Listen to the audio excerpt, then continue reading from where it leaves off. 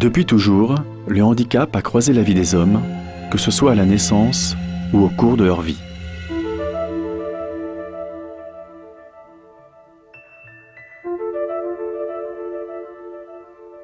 Pour qu'ils puissent s'épanouir tels qu'ils sont ou se reconstruire, la société leur apporte des réponses adaptées où la dimension sensorielle joue un rôle essentiel. Mais comment font-ils avec un sens en moins ?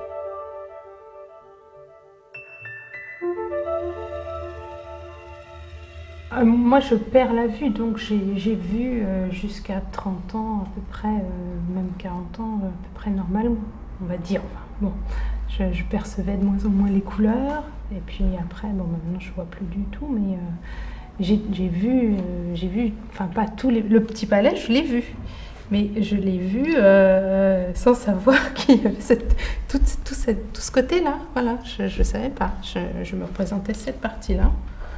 Je ne savais pas qu'il y avait un jardin à l'intérieur, etc. Moi, quand j'étais enfant, je voyais, j'avais entre un 20e et un 50e de vue, donc je voyais des ombres, des lumières, la nuit, le jour, on va dire. Et puis des ombres, mais j'ai pas vu les couleurs et jamais le détail ni des traits d'un visage, ni d'un bâtiment vu de loin, enfin vu de l'extérieur.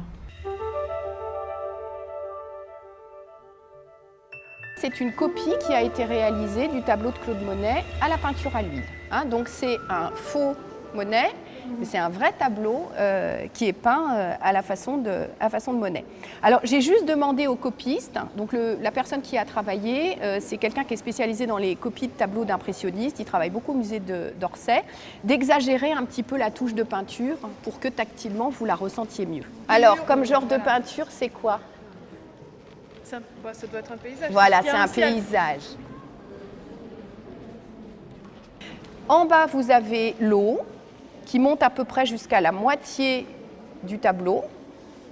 Donc voilà, jusque-là. À la limite entre l'eau et le ciel, on a la ligne d'horizon sur laquelle sont représentées les maisons du village de Lavacourt qui se trouve sur la rive opposée. Est-ce que vous les sentez ? Ouisa, vous êtes un peu haut. Elles sont là, les maisons. Oui, elles sont plus d'accord. Voilà. Touché, on a quand même bien perçu le fait qu'il ait eu un traitement différent pour figurer le ciel beaucoup plus fluide et effectivement la scène qui est tumultueuse, comme nous l'expliquait Catherine, à cause de la neige, etc. C'est vrai qu'on a absolument besoin du discours pour éprouver une émotion, mais je trouve quand même que le fait de pouvoir toucher renforce la sensation d'émotion, l'échange avec l'œuvre. Là, on me dit là, par exemple, que c'est le soleil. Je la crois sur parole, voilà.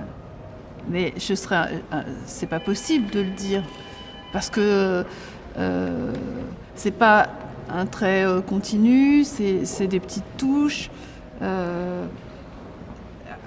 Une fois que ça a été raconté, on peut le reconstituer plus ou moins. Ça fait un peu comme un puzzle. C'est intéressant pour connaître la façon dont c'est composé, équilibré, je dirais cadré. Mais ce n'est pas, ça rend pas la vue, ça fait pas voir le tableau. Et sinon, non, ça évoque rien tactilement, sauf de la peinture, quoi. Sur une toile, ce qui est très agréable à toucher d'ailleurs. C'est comme l'audiodescription, c'est très utile pour regarder, pour regarder un film. L'audiodescription, c'est le fait de décrire un film pour les aveugles. C'est très utile, c'est indispensable pour pouvoir parler des films avec les autres. Mais ça donne pas les images, hein. Faut pas. C'est autre chose. C'est un partage avec les autres.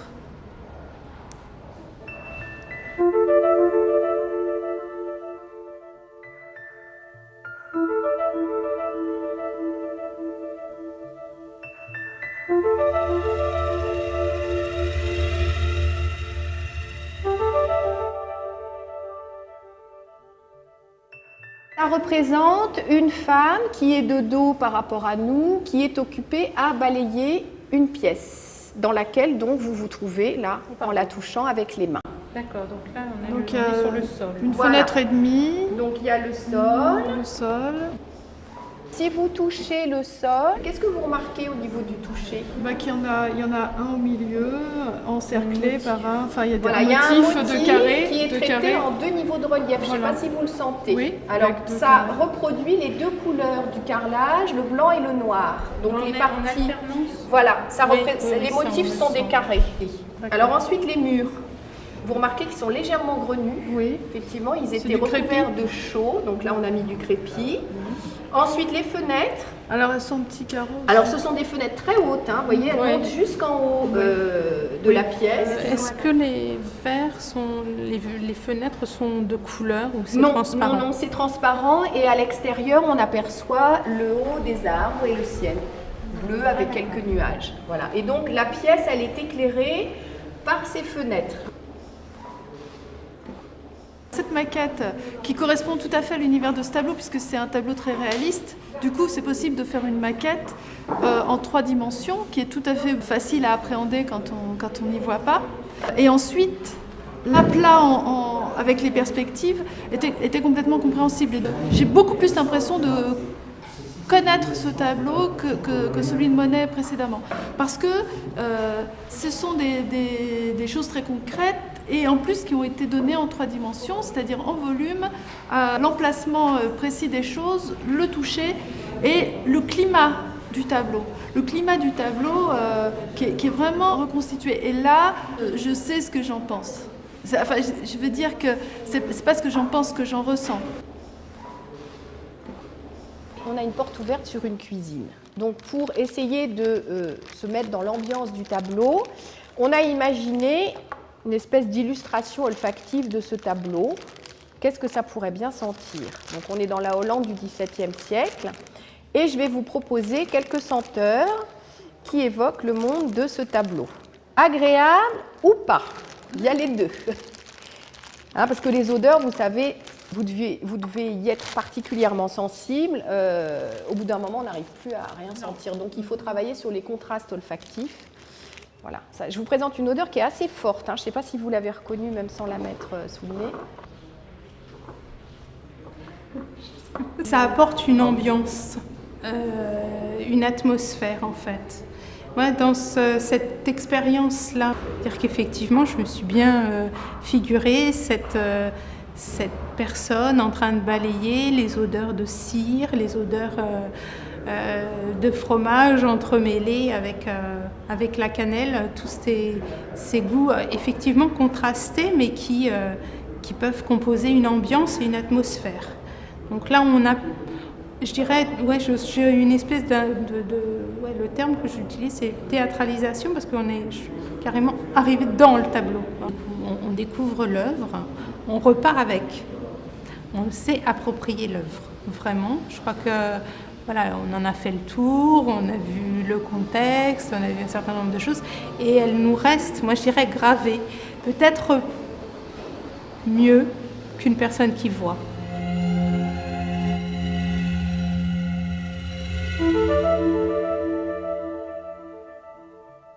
On s'aperçoit en fait que les patients en question n'ont pas des performances supérieures. Simplement, ils ont une utilisation dans la vie quotidienne plus fréquente de ces entrées sensorielles.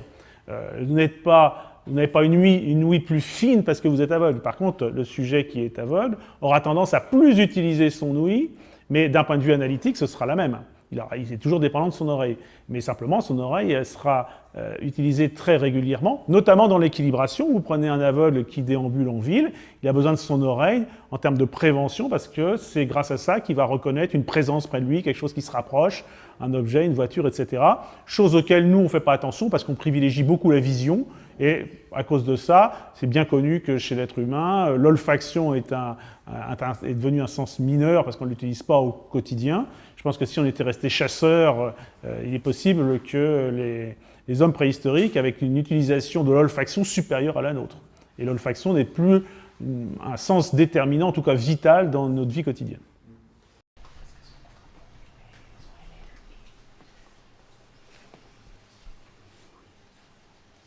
Déjà, j'ai appris à ce que mes autres sens prennent le relais. Déjà, ça a été un gros travail.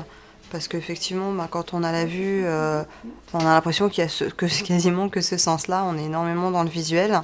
Et j'ai appris à ma grande surprise que les autres sens étaient très complémentaires. Et que dans la rue, par exemple, on est tout à fait capable de reconnaître une librairie à l'odeur. Voilà. Il n'y a pas que des odeurs fortes de poissonnerie, par exemple. En tout cas, il y a d'autres choses qu'on repère vraiment à l'odeur. Et sinon, bien sûr, l'audition, énormément. Et puis, par exemple, par l'audition, on sait si la cliente, lorsqu'on l'a installée en cabine, si elle a fini de se déshabiller. À la voix, il suffit aussi de l'interpeller un petit peu pour qu'elle parle, pour la localiser correctement. C'est plein de petites astuces qu'on est obligé de mettre en place pour pallier ce sens déficient. J'ai perdu la vue à 18 ans.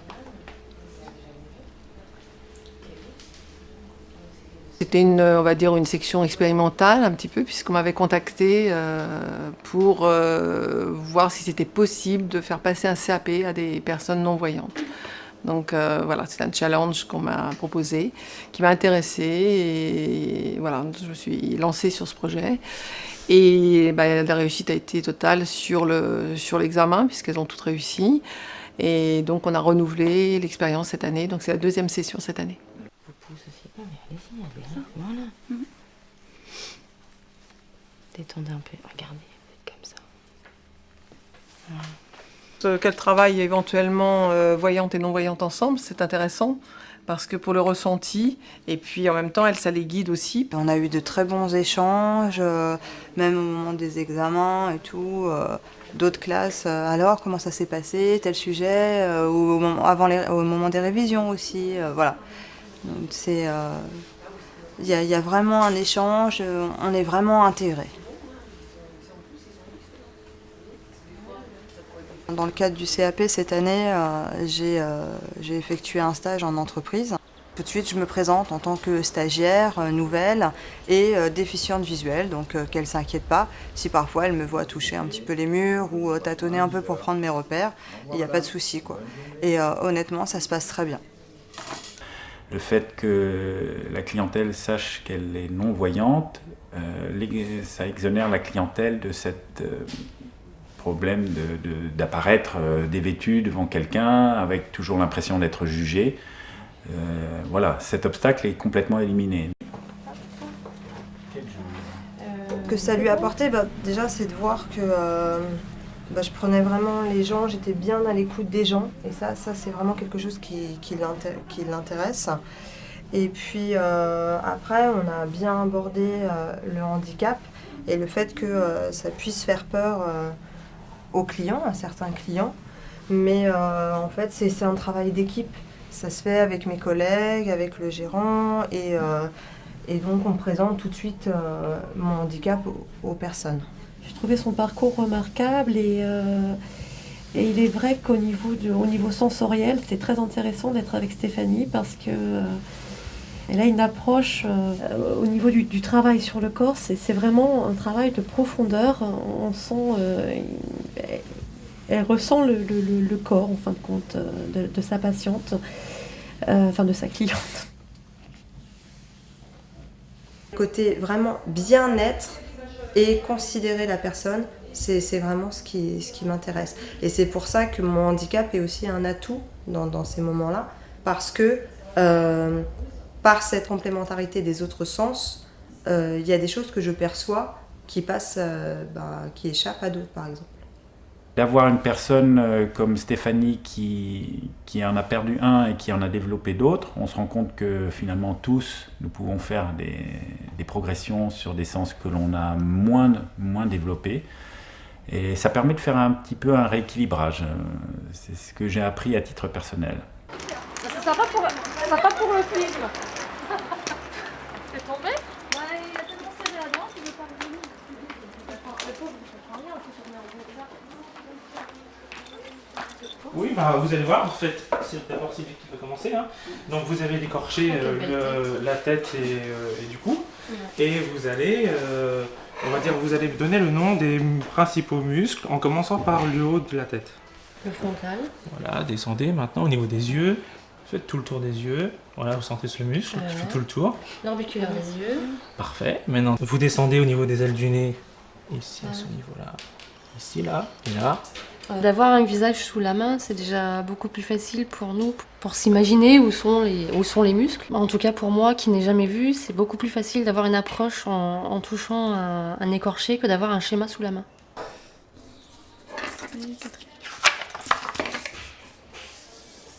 Alors le premier, c'est lequel?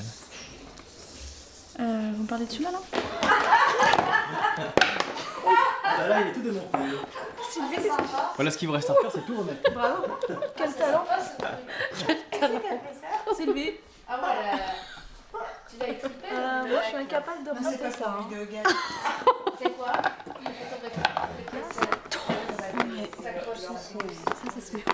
La mémoire visuelle, moi je ne l'ai pas du fait que je n'ai pas vu. Moi ça va vraiment se transmettre au toucher. C'est plus une mémoire tactile en fait. Je veux pas rester. C'est quoi? C'est le portrait? Ça c'est l'estomac ça, non? Et en fait je me suis repérée à son sourire. Donc de la pointe ici là jusqu'en haut de son oreille pour tracer en fait le chemin du passage du blush.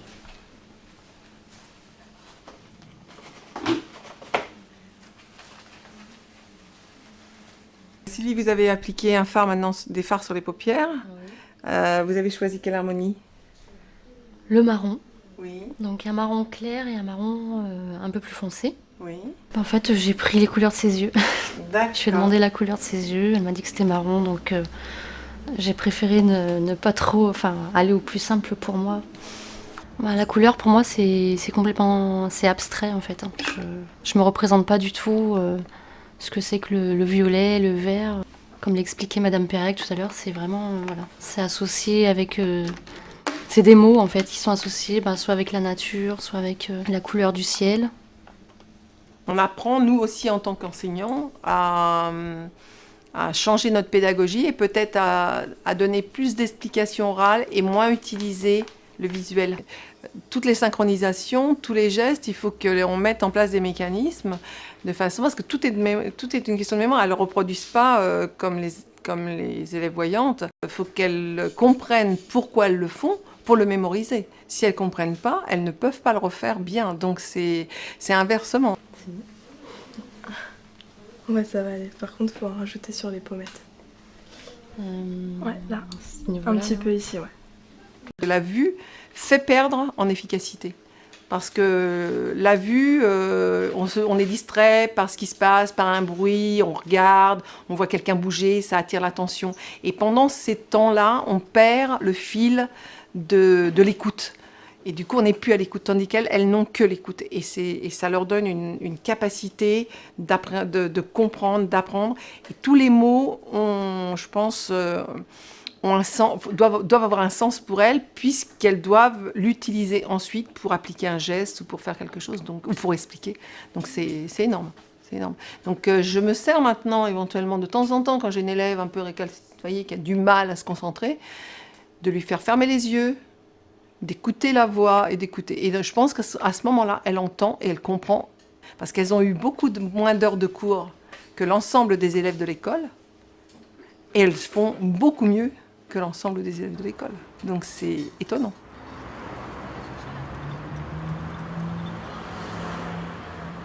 Nous étions dans ce projet de développer le pôle d'activité et de soins adaptés pour nos résidents qui eux aussi présentent des déficits de mémoire et des troubles divers cognitifs. Donc il m'a paru intéressant qu'une personne non-voyante qui a été capable d'avoir un diplôme d'esthétique, pour moi elle a développé un sens extraordinaire de dextérité, d'écoute. Je dirais les 5 sens doivent être plus développés chez elle que chez les autres, ça m'a paru intéressant.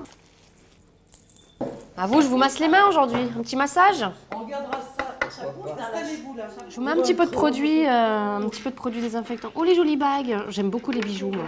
Je suis très bijoux moi aussi. c'est son sens des doigts. Elle doit avoir les petits pelotons là du bout du doigt qui suit la forme. Hein. Je peux pas vous dire, je sais pas. Elle voit avec ses mains. La première personne qui a touché ma peau pour mon visage et tout ça était non-voyante. C'était un hasard? Non, c'est ma mère qui m'a poussée à ne pas avoir d'appréhension ou de... Ma mère était très positive et exigeante. Et je me dis que dans son cas, elle a beaucoup de mérite de faire ce qu'elle fait. Pourquoi? Parce qu'elle travaille dans des conditions difficiles. C'est ça que j'apprécie, moi. Et moi, je dis des gens comme ça, ils mériteraient la Légion d'honneur.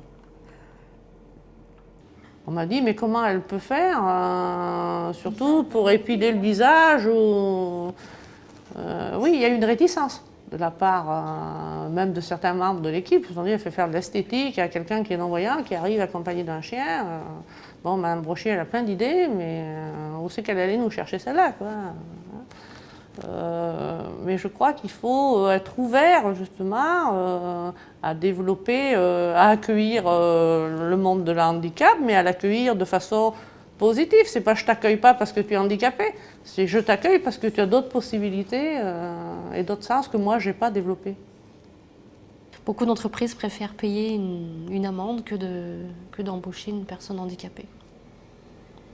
Ben pour nous aujourd'hui, c'est vrai que c'est délicat, c'est très difficile d'avoir un emploi. La personne handicapée aujourd'hui, ce qu'elle veut, c'est être reconnue comme une personne, tout simplement, d'une part. Et d'autre part, ce qu'elle souhaite, c'est que son problème, on ne le considère pas comme un problème particulier auquel on répond par des solutions d'exception.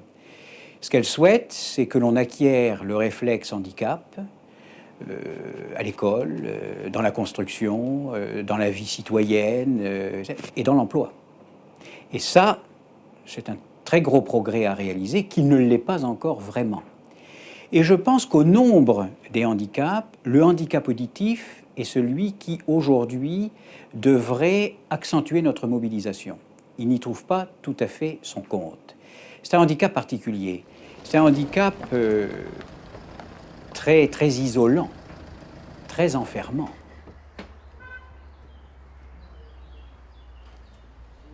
On a l'impression de ne plus faire partie d'un tout. Familial, amical, environnemental. T'as plus de repères. Ça ne se voit pas. L'audition, ça ne se voit pas. L'infirmité d'un membre, ça se voit. Une personne non-voyante, ça se voit, une canne blanche. Une surdité, ça ne se voit pas. J'ai été confronté également au bruit, puisqu'on était une centaine de personnes sur scène. À l'époque, il y avait un orchestre avec des cuivres, et ça fait mal, les cuivres. Ça pétait de tous les côtés, on utilisait beaucoup d'effets spéciaux, des détonateurs, des choses... Enfin, c'était une vraie folie. Et là, ça ne m'a pas quitté pendant 33 ans. En moyenne, je faisais une quinzaine d'heures, je cumulais le bruit, et je pense que l'organisme s'est fatigué. C'était un samedi matin, je sortais d'une discothèque, j'ai un de mes collaborateurs qui manifestement me parlait, et il a fini par me taper sur l'épaule. Je me suis retourné et je l'ai presque engueulé en lui disant « Mais couillon, pourquoi tu me parles ?» Et puis là, je me suis rendu compte qu'effectivement, je n'entendais rien du tout. Et là, tu es submergé par une marée d'adrénaline. Et c'est un moment très pénible à vivre.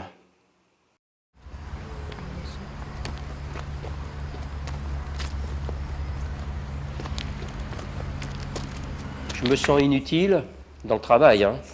Je me sens inutile et en plus, j'ai l'impression de savoir que je suis inutile. peux plus déléguer, je suis vraiment à la ramasse totale. Mais dépressif. Hein. Si je peux me foutre en l'air, c'est la meilleure chose qui puisse m'arriver. J'y pensais à ça. Hein. Je ne suis pas sourd total, donc j'ai les restes auditifs naturels à l'oreille gauche. J'entends, je ne comprends pas. Donc mon cerveau me restitue un son qu'il a l'habitude de me fournir normalement depuis ma naissance. Et là, j'ai une oreille artificielle avec donc un implant, une stimulation électrique. Donc le cerveau me décode cela et me restitue un son mécanique, artificiel. Donc j'arrive à faire la balance des deux. C'est ça qui est très... c'est ça qui était compliqué pour moi. Donc c'est vrai que c'est difficile de dire si c'est le fait d'avoir été implanté, de retrouver un sens, le sens de l'audition, qui a fait que ça allait beaucoup mieux et que je reçois mieux les choses. C'est un tout. C'est que le bonhomme se reconstruit. Le professeur Frachet m'a dit « Je ne veux pas que votre cerveau oublie. Vous avez la mémoire du son. Plus je vais attendre, et plus le risque sera grand. » Certaines personnes qui ont ce qu'on appelle des morphotypes, comme par exemple les personnes blondes ou les personnes rousses, etc., tolèrent moins bien le soleil, et bien certaines personnes tolèrent moins bien le son. Et ça, c'est plus d'origine génétique. Ça veut dire, il faut dire aux sujets qui aiment bien la musique forte. Cette musique forte, d'ailleurs, ils éprouvent un plaisir, le plaisir de la vibration de la cage thoracique. Vous pensez bien qu'un son grave qui ébranle la cage thoracique, pour nos petits osselets qui font 25 mg, vous voyez ce qui peut se passer, c'est de la folie douce. Hein. C'est-à-dire qu'on a toute une génération qui arrive là derrière moi et qui est touchée par des problèmes auditifs dus à une pollution sonore. Mais on ne fait pas attention. Donc c'est extrêmement important de respecter ses oreilles, parce qu'une fois que c'est cassé, c'est fini. Et l'audition, d'abord, elle peut être pas très utile, mais elle peut être surtout désagréable s'il y a des acouphènes. Mon implant cochléaire est un véritable émerveillement quotidien. Et je crois que ça a été un émerveillement déjà à la perception des chants d'oiseaux. Quand j'ai arrêté de travailler, quand j'ai été implanté et que les premiers chants d'oiseaux sont parvenus à mon cerveau, et j'ai envie de dire, mon cerveau a réussi à me transmettre les premiers chants d'oiseaux. J'ai l'impression qu'il y a des chants que je ne connaissais pas. Et le fin du fin, c'est un roitelet, c'est un petit oiseau qui a un chant qui est très très fin et que j'arrive à percevoir. Et je crois que le comble de l'émerveillement, ça a été l'année dernière. Je rappelle que ça fait 3 ans que je suis implanté. Et brusquement, j'ai une coccinelle qui s'est posée sur le dos de ma main. Et là, ça a été miraculeux et incroyable. J'ai vu la coccinelle ouvrir ses élytres. J'ai entendu le bruit des élytres. Elle a déplié ses ailes. J'ai entendu le bruit des ailes qui se déplient. Elle s'est envolée, bien sûr, j'ai entendu le bruit de l'envol de la coccinelle. Mais tous les jours, je m'émerveille, je découvre des nouveaux bruits, c'est impressionnant, c'est magnifique. T'as le cœur qui... ça a pleuré.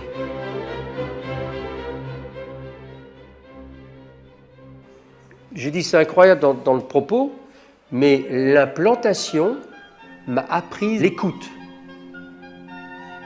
Et je ne joue pas sur les mots. C'est-à-dire que c'est un ensemble de paramètres qui fait que j'ai brusquement écouté les gens. Mais écouter, pas simplement envoyer ma parole et à toujours me positionner devant tout le monde. J'écoute les gens, je perçois ce qu'ils me disent, je comprends ce qu'ils me disent. Il y a l'audition d'une part, mais la compréhension de l'individu, savoir son mal-être, ses aspirations, ce qu'il désire. Cette sensibilité-là, j'ai oublié de t'en parler, c'est impressionnant, parce que je me suis posé, parce que c'est une autre vie que je vis. Et donc je suis beaucoup plus à l'écoute de l'autre. Non, c'est pas vrai du tout, c'est des conneries ça. Je suis enfin à l'écoute de l'autre.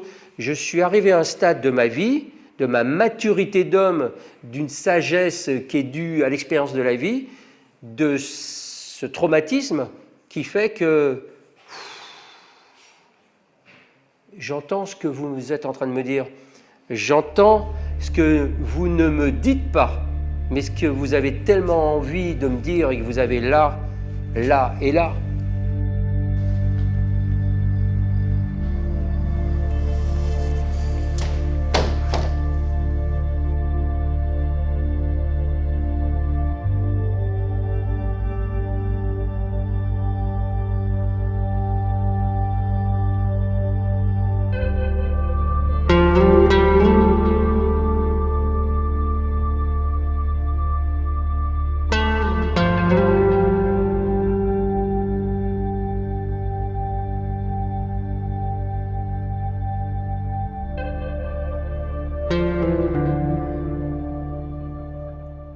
Les deux possibilités soient ici. Ah oui, pas le... Toucher.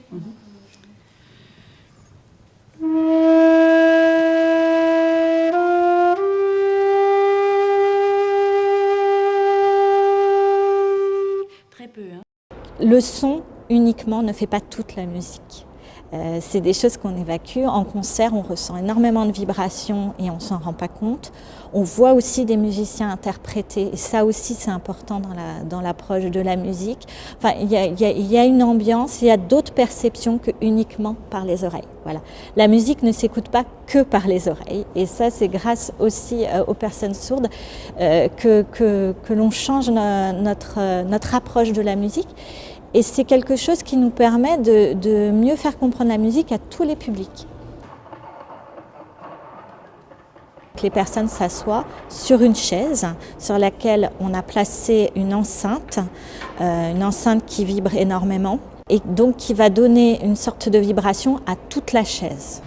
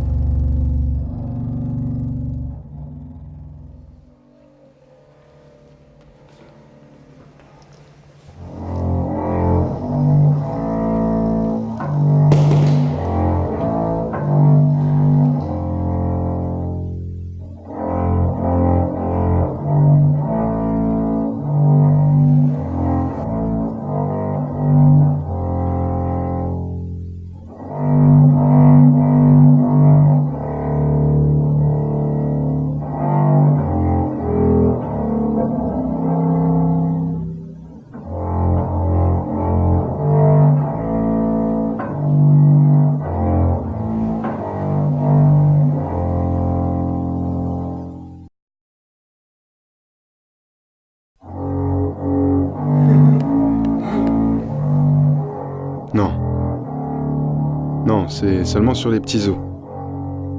Les pieds, les doigts, les côtes, mais ça ne peut pas fonctionner sur les gros os, ça marche pas.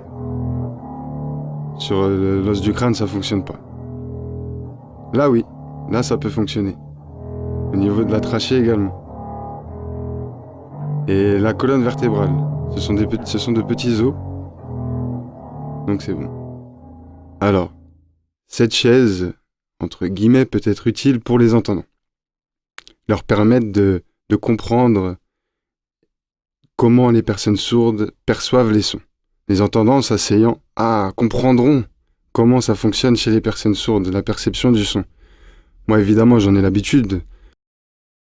Lorsque je me déplace, je n'ai pas besoin de cette chaise pour ressentir les vibrations. Les entendants, eux, oui.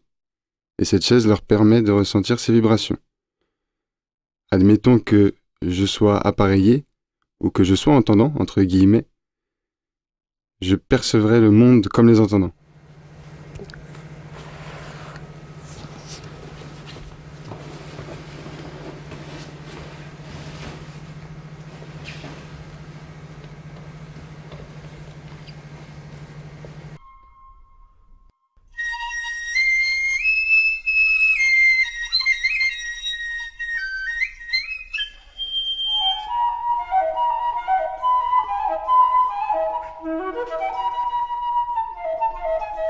Là, c'était une flûte dans les graves. C'était assez fort, hein, dans les graves, c'est ça? Oui, c'est ça. Et puis avant, c'était une flûte, mais plutôt dans les aigus, c'est ça, hein, c'était un son aigu. Ça modulait légèrement. C'est pour ça que j'ai un élément de comparaison. Pour la flûte, ça fait des toutes petites oscillations dans les aigus, mais je ne sens pas les vibrations. Par contre, quand ça va dans les sons graves, effectivement, je sens les vibrations sous la chaise.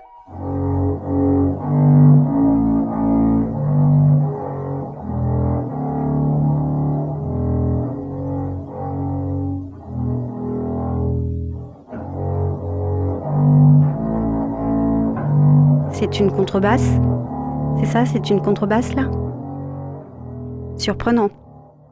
Eh bien, je suis née entendante. Est-ce que j'avais conscience d'avoir perdu l'audition? Non. J'en ai pris conscience à l'âge de 14 ans. Et puis j'ai été intégrée avec les entendants, j'ai appris à oraliser. Alors j'entendais des choses, oui, mais est-ce que j'avais vraiment cette conscience d'être entendante ou sourde? Non, j'étais dans la découverte de la vie, c'est tout. Et puis après j'ai été appareillée, et puis j'ai découvert la musique et puis d'autres sons. Par exemple au départ, quand il y a eu un son très fort à côté de moi les premières fois, c'est vrai que ça me surprenait, ça me faisait peur, et puis j'en ai pris l'habitude. Moi-même, j'ai grandi en ressentant les vibrations, en développant mon sens visuel, le goût également, et mon corps, depuis que j'ai été appareillée, n'a rien ressenti de nouveau. Quand je suis aux platines,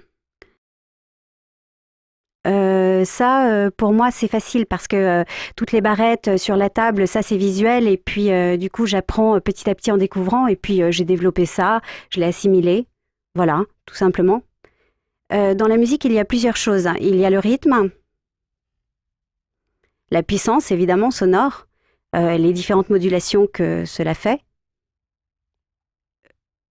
Je sais que pour les sourds et les entendants, ils ressentent les choses différemment. Moi, qu'est-ce que je ressens? Je ressens d'abord les vibrations. Je suis effectivement les formes géométriques en fonction de leur amplitude. Par exemple, je sais que le triangle, avec ses petits angles pointus, correspondent à des petits sons. Il y a d'autres formes également. Voilà, je suis les formes. Je sais si ça donne un son chaud ou alors, quand c'est des plus petites oscillations, c'est plutôt un son froid. Chacun ressent les choses d'une manière différente. Chaque sourd a une représentation différente de cette musique. C'est pareil chez les entendants. Ils se représentent cela différemment.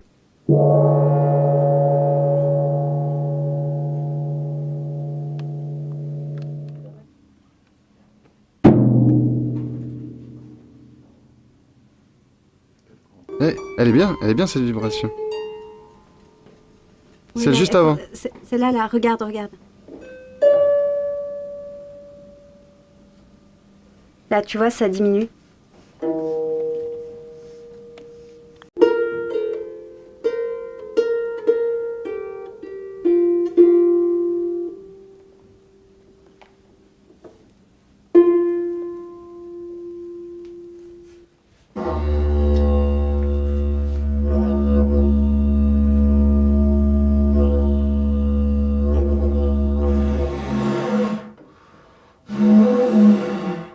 Non, pas trop fort. Hein. Non.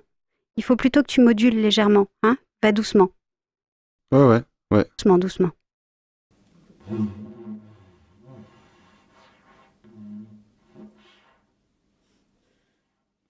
Là, c'est ta barbe qui te gêne. Bah ouais.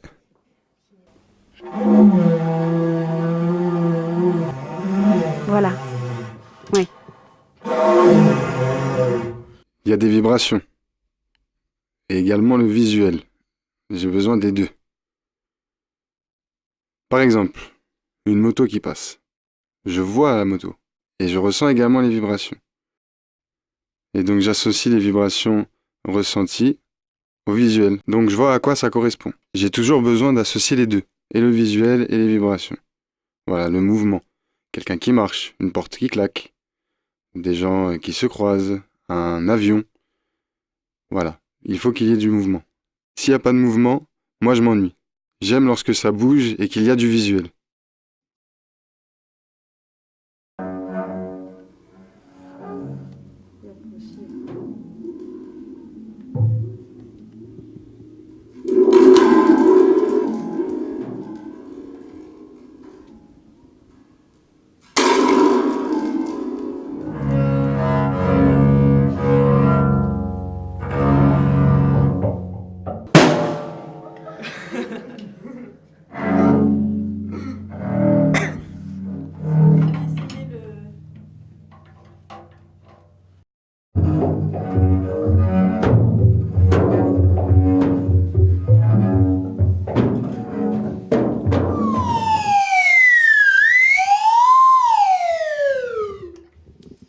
Bravo!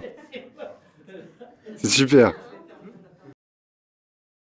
La musique, le fait que j'ai du visuel, ça me permet de pouvoir comprendre la musique, voir comment fonctionnent différents instruments et l'intégrer, m'en souvenir. C'est important de connaître, si je puis dire, les critères de ces instruments. Chaque instrument a un héritage. Tous les instruments autour de moi ici ont un héritage. Voilà. Cet instrument fonctionne de cette façon, produit tel son, et c'est à moi de m'adapter. Mais en moi, je ressens un conflit. Ce sentiment, c'est-à-dire qu'ici, pour moi, c'est un point de départ au son, à l'expression sonore. M'exprimer via l'audio.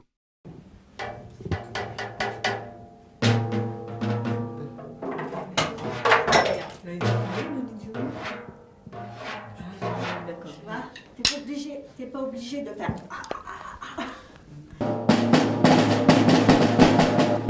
Là, ça fait des petites oscillations. Moi, malgré tout, j'entends à peu près la même chose. Donc, heureusement qu'il y a ce visuel qui m'aide. Je peux pas à chaque fois appeler les entendants et leur demander à quel son ça correspond. Enfin, c'est pas possible. Donc, ce qui m'aide, c'est effectivement ce visuel, ce repère visuel sur l'onde. Le son, c'est d'abord de la vibration. Et dans la musique, on dit « Ah oui, elle est belle, elle est pas belle, elle est ceci, elle est cela ». Mais c'est d'abord de la sensation vibratoire. Et Beethoven, même devenu sourd profond, avait besoin de se mettre une barre de bois dans la bouche, reliée à la table d'harmonie de son piano, pour ressentir encore les vibrations. C'est-à-dire qu'il avait à la fois la représentation mentale des accords qu'il était en train de jouer, mais il avait toujours besoin de la sensation vibratoire. Et ça, c'est la meilleure leçon. Ça, c'est du sensoriel, presque. C'est du sensoriel.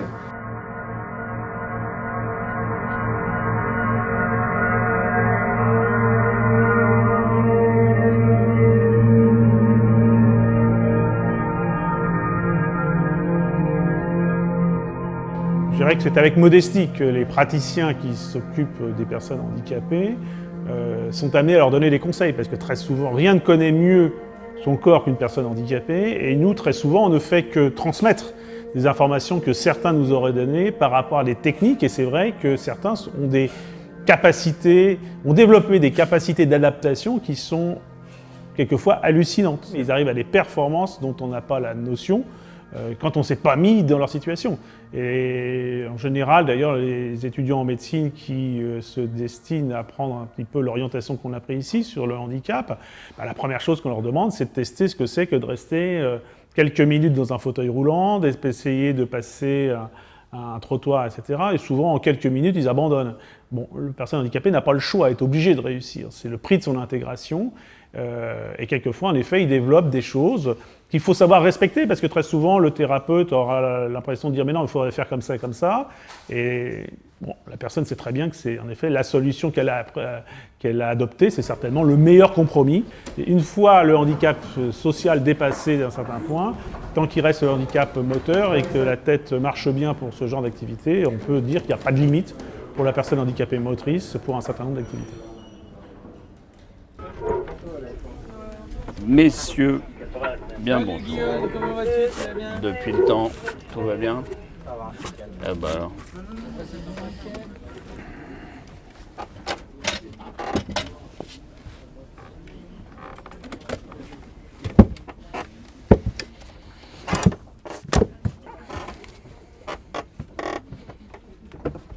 système, c'est un dispositif qui permet de me mettre debout. Voilà. Quand j'ai commencé à travailler, assez rapidement, au bout d'un an ou deux, j'ai eu des gros problèmes d'escar. À force d'être assis toute la journée, j'avais des soucis vraiment importants. Et donc on a essayé de trouver un système pour que je puisse travailler normalement, à plein temps, sans adaptation, à part cette adaptation. Moi je l'avais conçu, je l'avais imaginé, mais c'est la BNP qui l'a réalisé. Pour la voiture, c'est les mêmes préoccupations. Il s'agit d'être surélevé de façon à ne pas être en appui en permanence sur les fesses. J'ai un système de cordes. Je me suspends tout simplement et j'accroche ça là. Et là, comme vous voyez, je suis complètement suspendu. Voilà.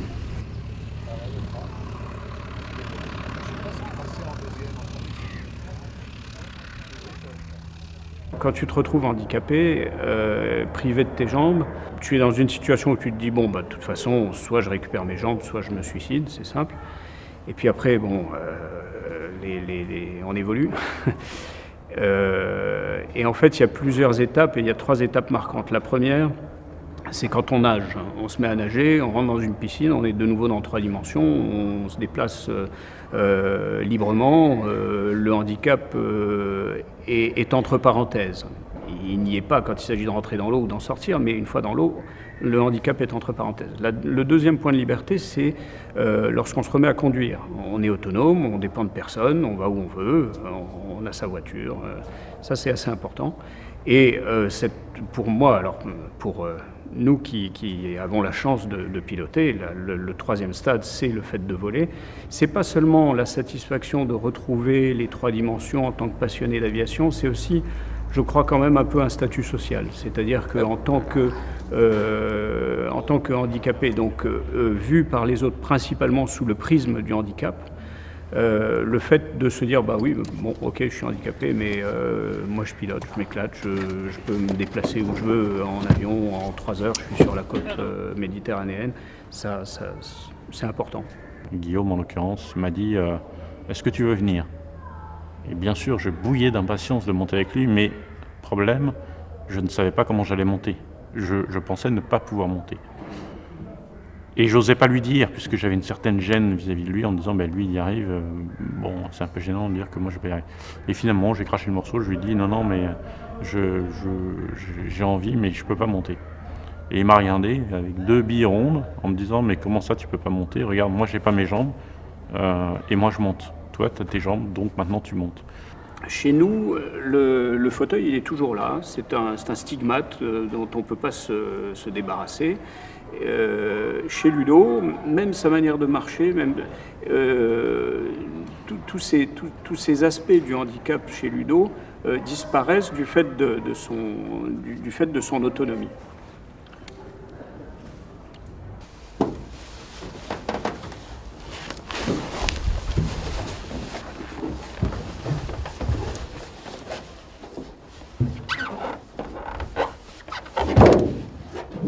C'est effectivement une communion avec l'avion. Heureusement, le plaisir l'emporte sur la douleur. Et j'ai commencé à marcher à 5 ans et demi. Et avant même de marcher, pendant que je souffrais en silence dans les hôpitaux, je dessinais des avions et j'avais dit, je me souviens très bien par contre là, de ce moment-là, où à 2-3 ans, je m'en souviens très bien, j'avais dit à mes mamans, un jour je volerai, alors que je ne marchais pas encore. C'est parti. C'est-à-dire qu'en fait, c'est le prolongement de la pédale. Ça, c'est ce qui nous permet d'actionner les freins. Et ça, c'est ce qui nous permet d'actionner les pédales donc de l'avion. C'est des tubes soudés. On l'installe dans son emplacement. Bon, ça manque un peu d'huile. Comme j'ai les bras plus courts que la normale, on a trouvé une cellule d'avion suffisamment étroite pour que je puisse avoir accès à toutes les commandes de l'avion. Voilà, et c'est en place sur parallèle.